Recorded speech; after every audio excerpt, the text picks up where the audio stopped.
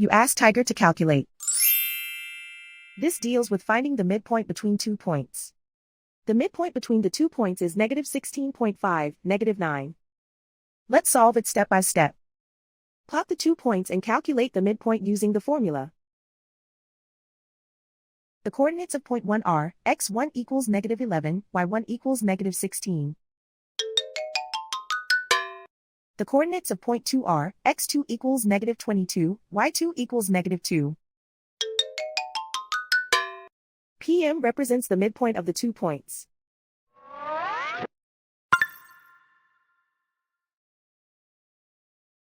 Use the x values in the midpoint formula to find the midpoints x. x1 equals -11. x2 equals -22. Simplify the arithmetic.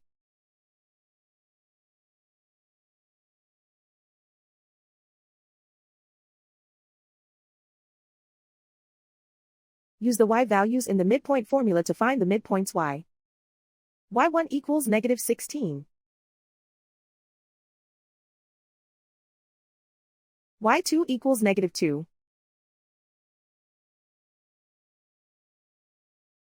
Simplify the arithmetic.